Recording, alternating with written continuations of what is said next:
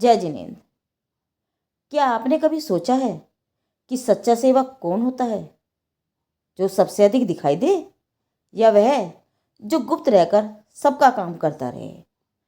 आज की इस कथा में एक दीपक, एक राजा और एक वृद्ध पंडित हमारे जीवन का सबसे गहरा रहस्य खोलने वाले हैं।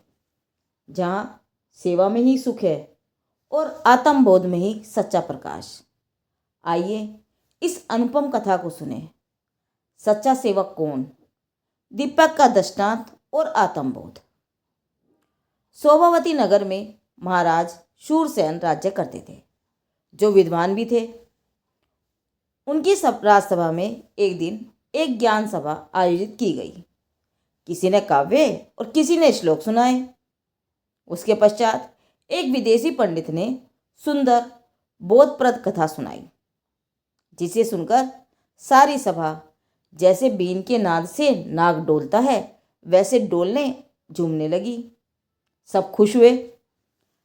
राजा तुरंत गहन विचारों में मगन हो गया और प्रश्न किया, आप सब संयोग और संयोगी भाव की बातें लोगों के रंजनात कर रहे हैं, किंतु सच्चा सेवक किसे कहा जाए?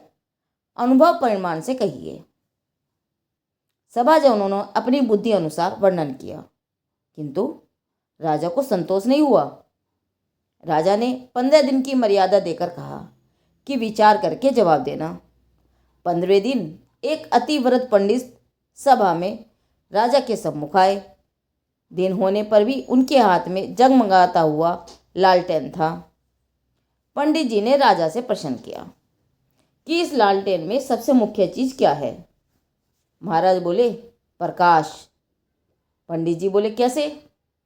राजा ने कहा, अंधेरे में प्रकाश करना इसी का काम है। कारण कि यदि इसमें ज्योति नहीं हो तो लालटेन किस काम की? अतः इस ज्योति को मैं मुख्य और महत्व की वस्तु समझता हूँ। पंडित जी ने कहा, क्षमा कीजिए महाराज, आपका कहना बराबर नहीं है। इसमें ज्योति के सिवा दूसरी एक मुख्य वस्तु और है। राजा ने कहा, तो वह चीज रुई की बत्ती होगी। वह न हो तो ज्योति कहाँ से प्रकट हो सकती है? तब वृद्ध ने नकारात्मक मस्तक हिलाया। उसके पश्चात राजा ने लालटेन के सब अंग उपांग सूचित किए, फिर भी वृद्ध ने इनकार ही किया। राजा ने निवेदन किया कि मेरी समझ में नहीं आता, आप ही फरमाइए कि मूलभूत प्रयोजनभूत चीज किसे समझना चाहिए? पंडित जी, राजन, तेल ही मूलभूत और मुख्य है। फिर भी वह अपनी विशेषता का जरा भी विज्ञापन न करते हुए, डिंडोरा न पीटकर, गुप्त रहकर शांति से अपना कार्य पूर्णतया करता ही रहता है, भले ही लोग उसे किसी भी गिनती में ना ले। फिर भी स्वयं प्रकाश में होकर अंधकार को दूर रखता है।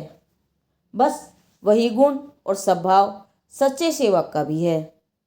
कारण वह अपने प्रशस्त कार्य का जरा भी विज्ञापन नहीं करता कि मैंने ऐसा किया, मैं मुख्य हूँ।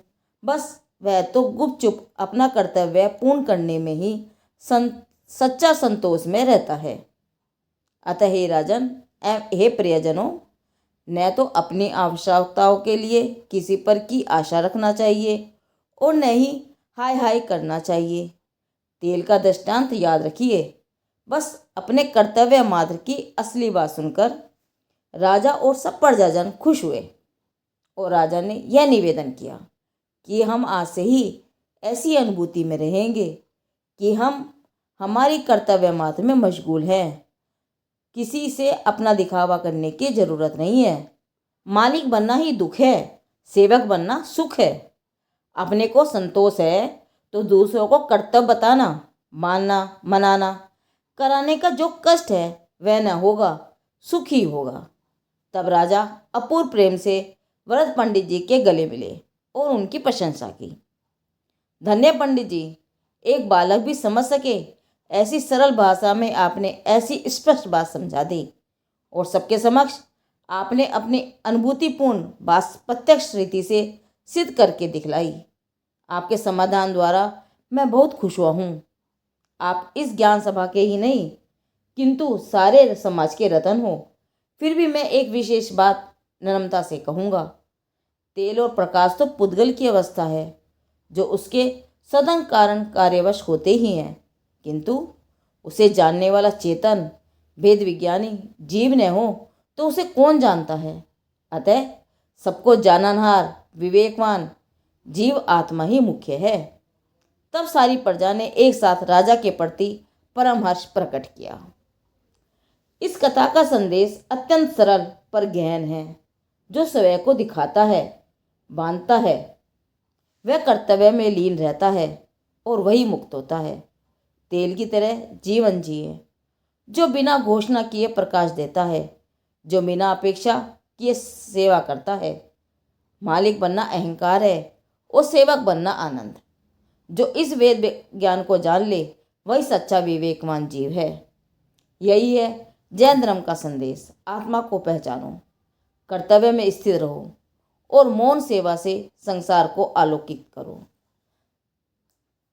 यह प्रेरक प्रसंग जैन धर्म की कहानियां भाग 10 से लिया गया है। जिनदेव की वाणी आगम वाणी।